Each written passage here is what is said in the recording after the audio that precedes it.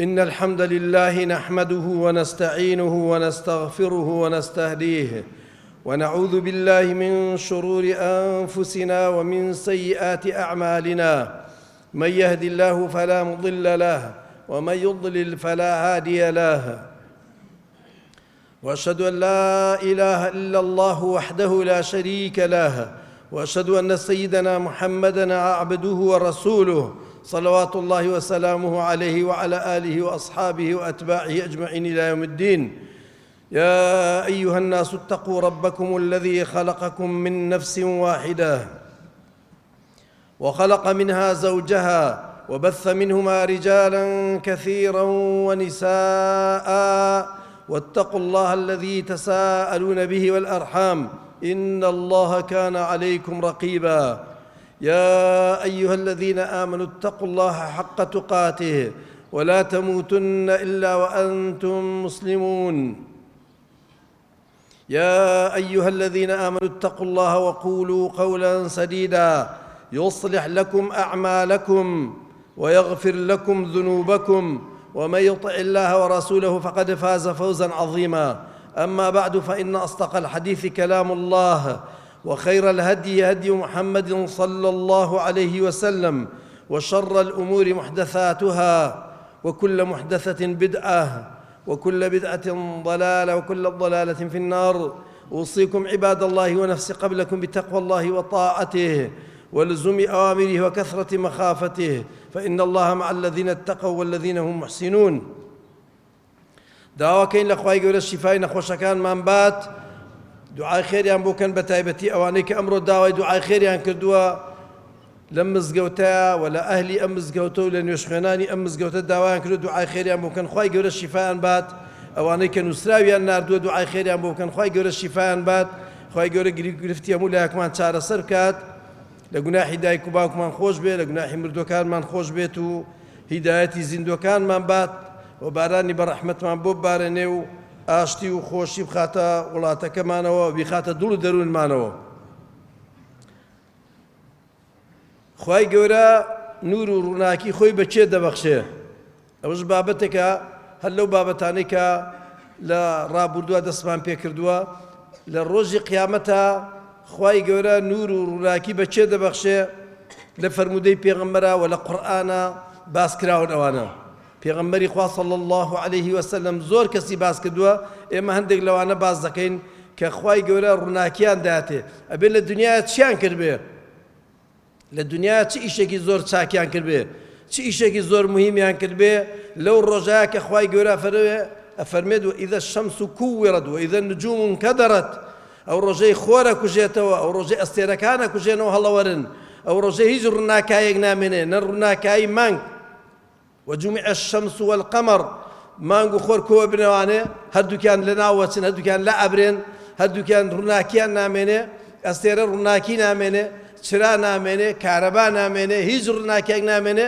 خوای گەورە بۆ کۆمەڵی خەڵق ڕووناکیان پێبەخشێ. جا بزانە لە فەرموودەی پێغەمبەرە صلی الله عليه وسلم چۆن باسی ئەو ڕووناکیەکە. عەبدوڵڵای کوڕی عەمری کوڕی عازە فەرمێ من ڕۆژێک لە خزمەتی پێغەمبەرا بووم صلی الله عليه وسلم، فەرمێ طلعت الشمس، خۆر هەڵهات. پێغەمبەری خوا فەرمووی، پێغەمبەری خوا صلی الله عليه وسلم فەرمووی یەأتی قەوم یوم القیامەة نورهم کەنووری الشەمس. فەرمووی لە ڕۆژی قیامەتە، لەو ڕۆژە کە فەرمێ ڕۆژی قیامەتە تێبێ ئینسان خۆی ئەوە بزانێ خۆر نەماوە، مانگ نەماوە، ئەستێرە نەماوە، چرا و کارەبا و ڕووناکی نەماوە. فەرمێ لەو ڕۆژەیە کە ڕۆژێکی تاریکە کۆمەڵێک دێن ڕووناکیەکیان پێ خوای گەورە نور و ڕووناکیەکی پێبەخشیون، وەکو ئەو خۆرە واکە ئێستای بین هەڵاتووە، ئەڵێ تازە خۆر هەڵات بوو و ڕۆژەکە ساماڵ بوو، ڕۆژێکی خۆش بوو. ئەنجا فەرمێ ئەبوو بەکری سدیق فەرمووی نحن یا رسول الله، فەرمی ئەوە ئێمەین ئەی پێغەمبەری خوا کە ئەسحابەی تۆنی لەگەڵ توین. فەرمووینە ئێوە نین، ئێوە خوای گەورە خێری زۆر پێبەخشیون، بەس ئەمانە چێن؟ دوو تاقمن. یەکەمیان فوقەڕاء المهاجرین، ئەوانن کە لە مەکەوە بە فەقیری و بە داماوی و بە برسیەتی و بە تاریکی شەو، چونکە بە ڕۆژ نایانێرا هیجرەت بکەن، بە تاریکی شەو هیجرەتیان کرد بەرەو مەدینە لە شاری مەکەوە. أو يكم أوانا أي أو كان كيف فرموي الغرباء فرمي غريبة كان تيان وما الغرباء يا رسول الله صلى الله عليه وسلم تيان غريبة كان تيان فرموي الذين يصلحون ما أفسده الناس فرموي أوانيك خلق تيكيان داوا خلق خرابيان كردوا خلق شوان ديانا أمان تاكيكن لكاتك خلق نيوزناكا خلق روزوناكري خلق بيدينيكا خلق عرق أخوا خلق خراباكا خلق شر آجاوانيتو أمان ئاشتەواییەکەن ئەمان نوێژەکەن ئەمان ڕۆژووەگرن ئەمان سوڵحی بینی خۆشیان و بینی خەڵقیشەکەن و پێغەمبەری خوا صلی الله علیه وسلم لە فەرمودەی ترا زۆر باسی غوڕەبای کردووە فەرمێتی ئەوانن کە خەڵقێک واز لە سونەتەکانی منێنێ ئەوان سونەتی من جێبەجێەکەن پێغەمبەری خوا فەرمێتی صلی الله علیه وسلم و لە شوێنی ترا فەرمێتی خەڵقێکی کەمن خەڵق بە گوێیان ناکە خەڵق گوێیان بۆ ناگرێ بەڵام ئەمان خەڵقێکی کەمن گوێیان نانێ هەر خەریکی عیبادەت و خواپەرستی و نەسیحەتکردن و ئامۆژگاری خەڵقین هەتا وردەوە دە خەڵق دێتەوە سەر ڕێگایان ئەوە ئەو تاقمەن کە هەموو ئینسانێکی مسلمان ئەتوانێ ئەو کە ئیلا مهاجرین نەبێت تازەوان هیجرەتیان کردووە بەڵام ئەتوانێ کەسێک بێکە لەم کاتە لەم سەردەمی فەسادە لەم سەردەمی بەدئەخلاقی و ئارەخۆری و بێدینی و خراپەکاریە ئەم ڕوو بکاتە خوای گەورە و خواپەرستی بکا و باسی سنەتی پێغەمبەر بکا و گوێ لە سنەتی پێغەمبەر ڕاگرێ و سنەتی پێغەمبەر بڵاوکاتەوە دووەمیان ئەو کەسانن کە ئیمانیان هێناوە و تۆبەی نەسوحیان کردووە خوای گەورە لە قورئانە باسییانەکە يا أيها الذين آمنوا توبوا إلى الله توبة نصوحا عسى ربكم أن يكفر عنكم سيئاتكم ويدخلكم جنات تجري من تحتها الأنهار يوم لا يخزي الله النبي والذين آمنوا معه نورهم يسعى بين أيديهم وبأيمانهم يقولون ربنا أتمم لنا نورنا واغفر لنا إنك على كل شيء قدير أواننك خواهي قولة القرآن باسيانك فرمي أو إيمان دارانا كتوبيك رازدكا كتوبا كان جارك توبة كان ناشك توبي نصوح أويا هر كاتي بوش وينا روشتي أخرى بلي كدو بيري بيتو بين ناخوش بي أو كسبيني وكخرابة لقلا كدو دس بيسي خرابة كاري لقلا كدو كبينيد پشیمان بیو کە بینین نەسیحەت بکە لە جارەکە دووبارەی نەکەیەوە جارەکە نەخەڵەتەی ئەو پێێتە تەوبەی نەسوح ئەوانەی ئیماندارن و تەوبەی نەسوحیان کردووە خوای گەورە فەرمێ نورهم يسعى بين أيديهم وبأيمانهم ئەو ڕووناکەی کە خوای گەورە پێیانە بەخشێ لەبەر دەمیانەوە هەتا چاویان بڕەکا لە لای ڕاست و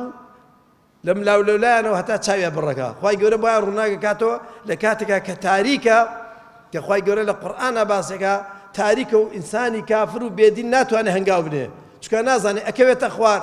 نازانێت چاڵە نازانێت ئاگرە نازانێت جەهەنەمە نازانێت کوێیە لەبەرەوە ناوێت هەنگاویش بنێ بۆیە وەتەڕا کولە ئومەتین جاثیە هەموو ئومەتەکانە بینی بە چۆکاکەوتن بۆ بە چۆکاکەوتن چکە تاریکە ناتوانن بڕۆن ئەمریان پێکراوە بێ ئاوا بن ئەمڕۆ دنیا نییە سنگ دەرپەڕێنی ئەمڕۆ دنیا نییە بە کەیفی خۆت هەنگاو بنەی ئەبێ هەموو کەس بە چۆکا بکەوێت چۆن لە تەحیاتە دانیشتن بەڵام ئەوانە خوای گەورە هەڵیان نەستێنێ ڕووناکاییان نایاتێ دنیایان بۆ ڕووناکاتەوە دنیای ئەو کاتیانی ئەو بەردەمەکەیان بەردەمیان بۆ ڕووناکاتەوە لای ڕاستیان بۆ ڕووناکاتەوە ئەنجا فەرمێ بە کەیفی خۆتان ئێوە حڕن ترستان لەسەر نی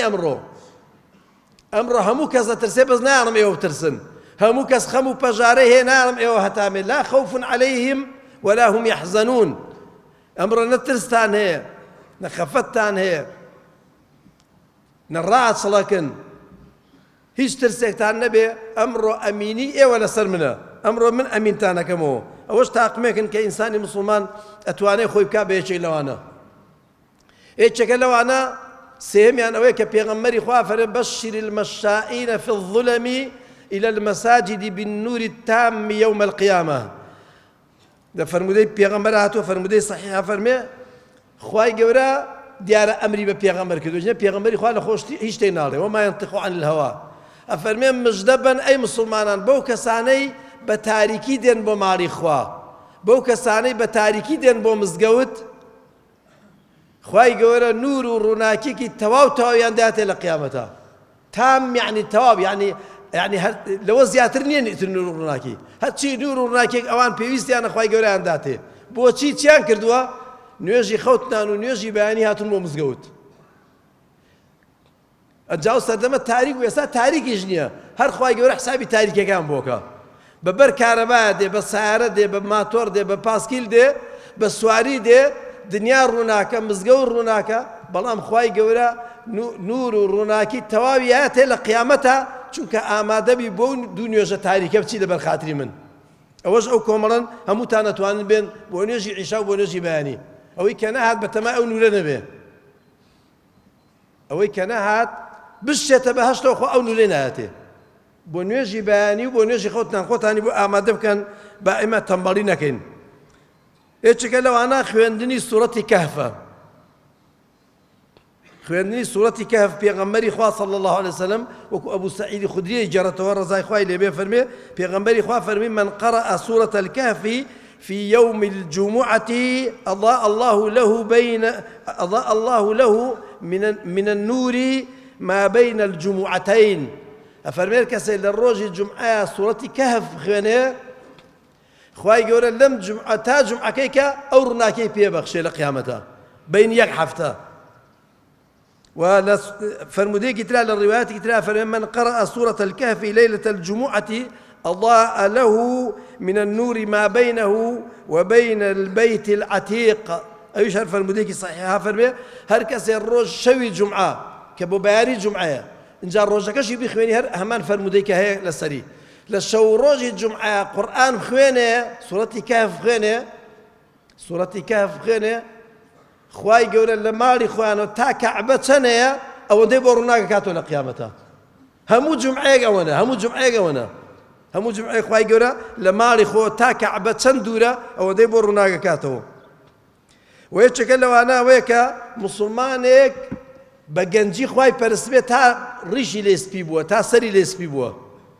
ئەوەش فەرمودەی پێغەمبەری صلى الله عليه وسلم لسركو أبي أمامة جرته فرمي بيغمبري خوا فرمي من شاب شيبة في الإسلام كانت له نورا يوم القيامة هر كسي مويك سبيبو بلا إسلاما كاتك مويك سبيبو مسلمان بو يعني بقنجي بيجو أو كاتي الريشي الرشا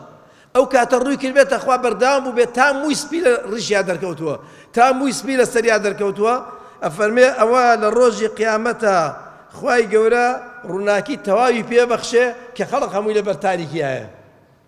ئەو کەسەی کە سەری سپیە و نوێژەکە ئەو کەسەی کە ڕیشی سپیە و نوێژەکە يوم تبيض وجوه وتسود وجوه خواي گەورە فەرمێت کۆمەڵی ڕوخسار لە ڕۆژی قیامەتە سپیەکەین یعنی درەوشاوە و جوانیانەکەین کۆمەڵی ڕوژ ڕەشەکەین ئەوانەی کە ڕویان سپی ئەوانن کە لە ئیسلامە خواپەرستیان کردو و مووی سپی بە ڕیشیانەوە بە سەریانەوە بووە ئەوانش کە خوا ڕویان ڕەشەکە ئەوانن کە خوای گەورە سەری سپی کردوون ڕیشی سپی کردوون عمری درێژ کردوون بەس هەر ڕویان نەکردوتە خوای گەورە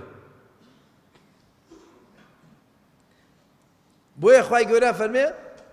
فأما الذين ابيضت وجوههم ففي رحمة الله ئەوانەی کە خوای گەورە ڕووناکی و سپیەتی قیامەتیان داهاتێ ڕوو سپیەتی قیامەتیان داهاتێ ئەوە لە ڕەحمەتی خۆیان بە بەردەوامی هەتا ئەچنە بەهەشتەوە و ئەو کەسانەی کە لە هۆزی جیاجیان هەرەکەی لە تیرەیەکن هەرەکەی خەڵقی ناوچەیەکن خزمی یەکتر نین هەرەکەی لە هۆز و عەشیرەت و تیرەیەکن بەڵام لەبەر خاتری خوا لە شوێنێکا کۆ بن وەکو نوێژی جومعە سامانەیەتون بۆ نوێژی جومعە هەمیان خزم نین هەرەکەی لە بەرە بابێک و لە توخمێک و لە منتیقەیەک و لە ناوچەیەک هاتوون ئەو بۆی بزانن کە مەجلیسی جومعە چەند مهمە یەکێ لەو مەجلیسانە ئەمەیە ئەفەرمێ ئەوانەی کە لە بەرە بابێکن هەرەکەی خزمی ئێچێکن هەرەکەی خەڵقی ناوچەیەکن هەرەکەی لە تیرە و عەشیرەتێکن بەڵام هاتوون بە یەکەوە دانیشتون و یەکتریان خۆشەوێ لەبەر خاتری خوا ئەفەرمێ ئەمانە پێغەمبەری خوا بزانین ئەفەرمێ چی ئەفەرمێ أبو درداء جرت وفرمي بيغمبري خوا فرمي ليبعثن الله أقواما يوم القيامة في وجوههم النور على منابر اللؤلؤ يغبطهم الناس ليسوا بأنبياء ولا شهداء أفرمي کۆمەڵی خەڵقان سوێن بە خوای گەورە پێغەمبەری خوا سوێن دەخوا فەرمێ خوای گەورە لە ڕۆژی قیامەتە زوندیان دەکاتەوە هەموو ڕوخساریان وەکو نور وایە سەیری هەر شوێنێکەکەن حتا چاویان بڕەکە ڕووناگە بێتەوە بۆ ڕووناکەی کە بەدەم چاویانەوەیە خوای گەورە بۆیان ڕووناگەکاتەوە ئەنجا فەرمێ هەر ئەوەش نا خوای گەورە مینبەری نوری بۆ دروستکردون چۆن مینبەری خوتبە هەیە بەرزترە لە چاو خەڵقەوە مینبەرێکی بەرزیان بۆ دروست دەکات خەڵقەکان و ئاوا سەیرانەکە خەڵقەکە سەیرانەکە ئەفەرمێ پێغەمبەرەکان و شەهیدەکان لە ڕیوایەتێکی صحیحا فەرمێ و لەم ڕیوایەتەش کە صحیحا فەرمێ پێغەمبەرەکان و شەهیدەکان ئەم سەریان لێیان سوڕەمێنێ ئەڵێن ئەمە کێن خۆ پێغەمبەر نین قەینا ئێمە پێغەمبەرین چوینەوە بەس خۆیان پێغەمبەر نین ئێمە شەهیدین لەوێن بەس خۆ ئەمانە شەهید نین ئەمە کێن لە فرمودەی ئەم فرمودەیەکی حەسەنە و لە فرمودەیەکی تریش هاتووە بۆ شێوەیە کە ئیمامی تەبەرانی گەڕاوێتەوە فەرمێ عەرابیە کات عەرەبێکی دەشتەکی لە دوورە هاتوو لە دەشتەوە ئەو جومع و جەماعەتێ وەکو خەڵقە نەبینی و هات یەکسەر لە بەردەمی پێغەمبەرە بە چۆکا دانیش بە خێرایی تی ئەی پێغەمبەری خوا ئەی پێغەمبەری خوا بۆمان وەسف کە بزانی کەین بۆی خۆمانی بۆ حازرکەین کابرای ئەعرابی دەشتەکی نەخوێنەوار بە چۆکا کەوت لە بەردەمی پێغەمبەرە فەرمی ئەی پێغەمبەری خوا بۆمان وەسف کە با خۆمانی بۆ حازرکەین پێغەمبەری خوا صلی الله عليه وسلم فەرمووی هم المتحابون في الله من قبائل شتى وبلاد شتى يجتمعون على ذكر الله يذكرونه فەرمووی ئەوانە کۆمەڵی خەڵقی جیاجیان هەرەکەی لە شارێکەوە هاتوون هەرەکەی لە دێیەکەوە هاتوون هەرەکەی لە ناوچەیەکەوە هاتوون لەوێ کۆبوونەوە یادی خوای گەورە ئەکەن و ذیکری خوای گەورە ئەکەن و گوێ لە ذیکری خوای گەورە ئەگرن ئەوە هەموومان ئەگرێتەوە ئینشاءڵڵا گە بەڕاستمان بێت هەموومان ئەگرێتەوە وەکو ئەو عەرابیە خۆمانی بۆ حازرکەین لە ئێستا خۆتی بۆ حازرکەی کاکە خۆ بە قسە هەر بە قسە نابێ هەر بەوە نابێت گوێ لە حەدیسەکە بگری بڕۆی بۆ ماڵەوە ئەوانەی کە هاتوون بێرە خۆش بوێن سەیرەوەی کە لە جومعەیە برا هەیە نەچۆتە ڕیزی پێشەوە تیانە بۆ ناستی براکەی کەم لەوەیە مسلمان کە پێغەمبەری خوا سوێن دەخوا فەرمێ قاتیع الرەحیم ناچێتە بەهەشتەوە ئەوە فەرمێ سوێن دەخوا فەرمێ قاتیع الرەحیم خوای گەورە جەهەنەمی لەسەر بەهەشتی لەسەر حرام مەکات جەهەنەمی بۆ مسۆگەرەکە مەگەر خوای گەورە بە ڕەحمی خۆی عەفوکە هاتووە وەڵا ناچمە ڕیزی پێشەوە لێرە نا من لێرە ناڵم بەڵام هەیە لە مزگەوتە فەرقینی هەمووی ماڵی خوایە ناچمە ڕیزی پێشەوە بۆ فڵان کەسی برام پشتە ملی دیارە ئەو لێوێ من ناچمە ڕیزی پێشەوە سوێندی خواردوتێتی براکەم بچێ بۆ بەهەشت من ناچم بۆ بەهەشت ئەوە مسلمان و تێگەیشت و عاقڵە ئەوە هاتووە بۆ جومعە هیچ فێر بووە هیچی وەرگرتووە ئەوە ڕوویە لە خزمەتی پێغەمبەر قسە بکات سەر بەرزکاتەوە لەبەرەوە زۆر خەتەرە ئینسانی مسلمان ئاگای لێبێ ئەبێ مسلمانانە خۆش بێ خۆشەویستی مسلمانان نیشانەی ئیمانە و یەکێکە لەوانە هەر کەسێک ئەوە شەر هەمومان ئەگرێتەوە ئەمان زۆر ئاسانە هەر کەسێک لەبەر خاتری خوا نوێشکە بەڕاستی مەبەستی خواوێ مەبەستی دنیا و ئافرین و دەستخۆشی خەڵقی نەوێ ئەوەش لە فەرمودەی پێغەمبەر هاتووە کە پێغەمبەر صلی الله علیه وسلم لە فەرمودەیەکی دوور و درێژە ئەبوو مالیکی ئەشعەریە گێڕێتەوە فەرمێ پێغەمبەری خوا صلی الله عليه وسلم فەرمووی فەرمودەکەی بە درێژی باس کرد الطهور شطر الإيمان والحمد لله تملأ الميزان وسبحان الله والحمد لله تملأان أو تملأ ما بين السماء والأرض والصلاة نور ئەوەش فەرمودەی پێغەمبەرە صلی الله عليه وسلم ئیمامی مسلم گێڕاوێتەوە فەرمێ دەستنوێژ و پاک و خاوێنی نیوەی ئیمانە الحمد لله یەک جار بڵێ الحمد لله تەرازووی خوای گەورە پڕەکە بەڕاستی بڵێ الحمد لله تەرازوەکە بۆ پڕەکە بڵێ سبحان الله والحمد لله یعنی تاکێکی پڕەکە ئەگەر بڵێ سبحان الله والحمد لله هەمووی پڕەکە بینی ئەرز و ئاسمانیش پڕەکە لە فەرمودەی پێغەمبەرە و فەرمودەی صحیحە و فەرمێت نوێژیش ڕووناکی و نورە لە ڕۆژی قیامەتە نوێژ ئەو نوێژەی کەیکەین وا نەزانە خەڵک بڵێ نوێژ زۆر بەستە وەڵا بە نوێژ نییە بە دڵە خوای گەورە فەرمێ بە نوێژە ئەم فەلسەفەیەک فێر بوو ئەڵێن بە نوێژ نییە بە دڵە سەردەمێک کەسێک بە منی وە لە شوێنێکە کەسێکی گەورە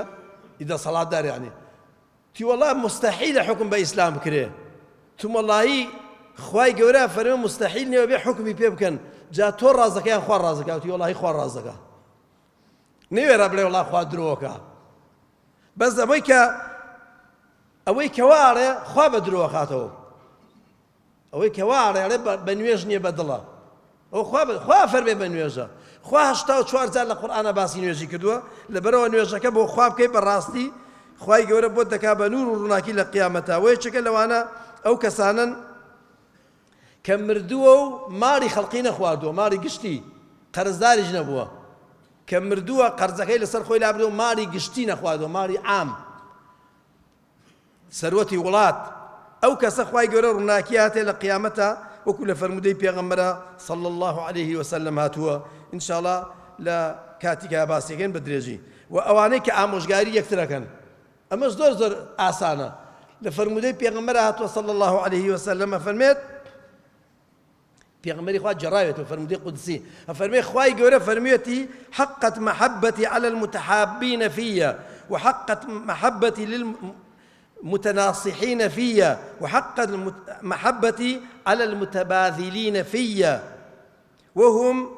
على منابر من نور يوم